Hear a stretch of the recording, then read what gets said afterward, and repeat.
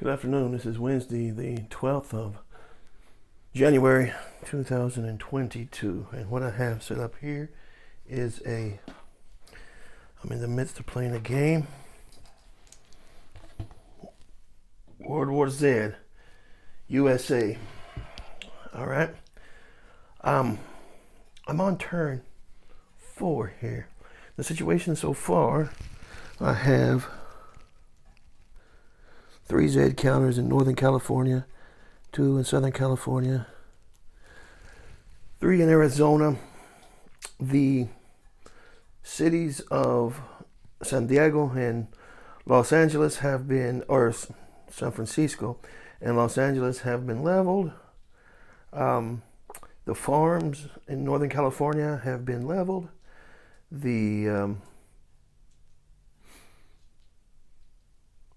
We have cleaned out some Zeds there, but as you can see, I have lost 2 National Guard counters, which they do not be replaced. Once you lose a military counter, you do not replace it. And so we'll start out in the first of turn 4. And so we got a random event phase is what we're going to do. So we're going to roll for a random event.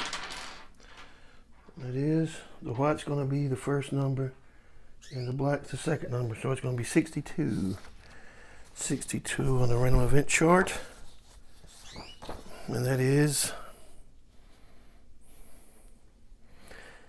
Mexican Zeds. Z phase 1 burst is placed in a random open area on the Mexican border. Roll another D6 to determine the border. All right. So I'm going to roll D6 to determine. It's a 3.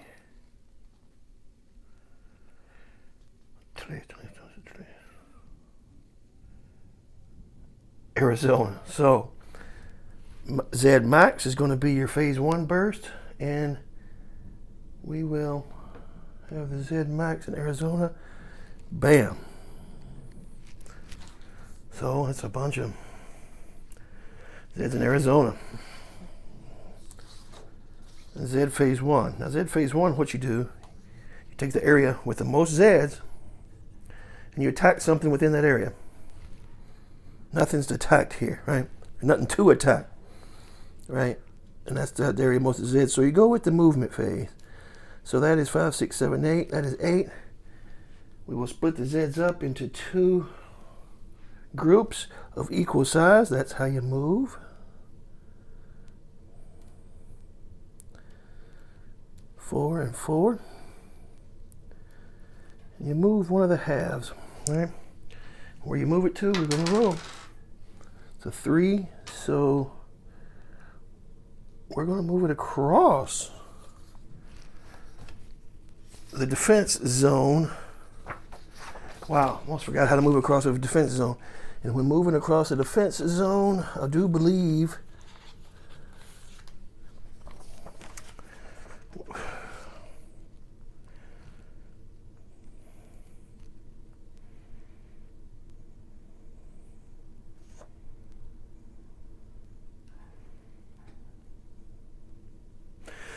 okay.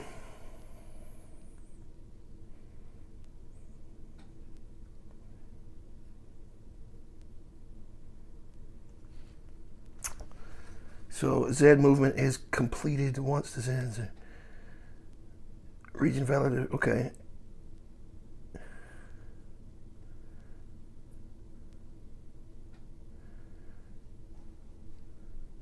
All right, I do think there is a defense zone, but I have no troops in the defense zone. So I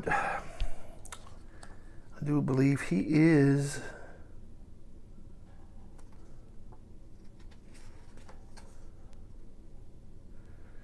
You roll 1. Okay, so 3 of them aren't going to make it. 3. 1 Z counter will make it into Texas and will attack, believe it or not. Dallas is gone. Refugee counter shows up in the space, and 3 more Z counters show up. All right. Now you got the Z's in Texas here, fellas. All right. Z phase 2. Who's got the most? 1, 2, 3, 4. 1, 2, 3. That's 3. Okay, so it's between Arizona and Texas. Roll a die. Odd is Arizona. Even is Texas. It's a 6. It is Texas. So we will add a minimum. So because on the second Z phase, you add a minimum. All right. 4. It'll move up to 6. Go ahead and divide them just to make it easy.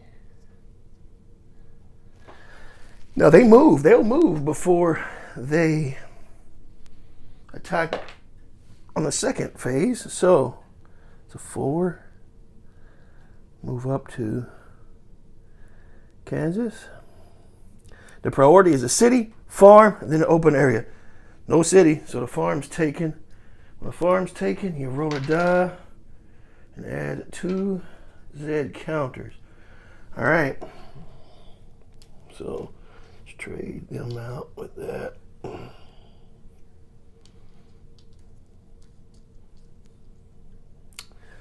I have 6 of them in Kansas. That's the Z phase. Now it's the player's phase. We roll for research. I'm going to have to roll a 1 to complete my research. And I don't know. I roll a 5. So nothing there. We're going to check for rides, right? We have farms. We have 1, 2, 3, 4, 5, 6, 7, 8, 9 farms, and 1, 2, 3, 4, 5, 6, 7 city counters, and 9 and 2 refugee counters. That makes 9. That's an even. If one more refugee counter was one more, it would be. We barely have enough food to go around, right? So we're good there. No riots, no bread riots, outbreak. And then I'm going to roll for the points, action points, and 2d3s is what you roll. So I'll roll a 1 and 2 1s. So I got 2 action points. Now what am I going to do here? Wow.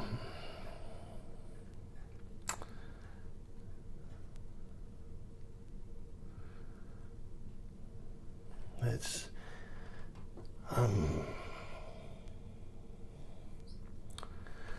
2 National Guard. 2 National Guard units.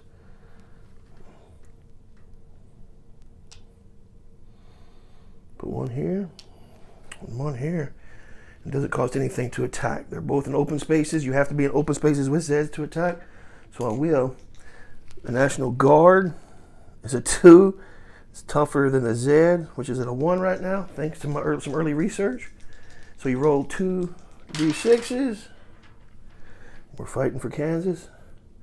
It's a 6. That will take out the Z's there, and the National Guard saves the day for once, for finally. And then again, we're now attacking here.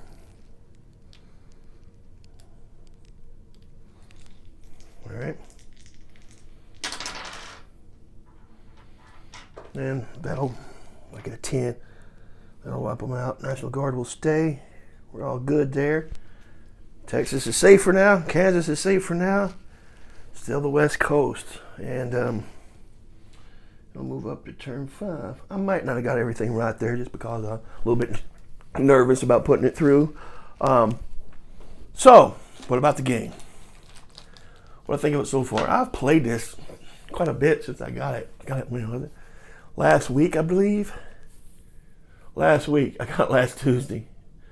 And I've played it a bunch of times since then. I'm going to give you a little bit of review. And then we'll conclude.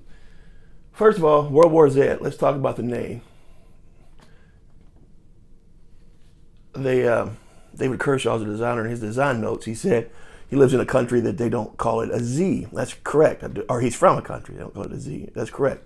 I do believe he's from Ireland originally. So they do call it Z. Now, here's where I'm going to get a little nerdy with you here. I do kind of education. I'm a linguist. So that kind of stuff just interests me. So why do Great Britain and other places call it a Z instead of a Z? Well, up until the 18th century, it seems that those were interchangeable. People in America called them Zs or Zs, and other places they would call it Z or Z. Sometime in the 18th century, that seemed to change. They're not too sure why. One theory is that Americans started calling it a Z all the time because the Brits were calling it, because the Loyalists and the Brits were saying Z. Now, it's a good story. I don't know if it's true. What we do know but what we do know is why people started using Z to start with. Z is just from the Greek zeta, which denotes the last letter in the alphabet. Which one's correct? Z or Z?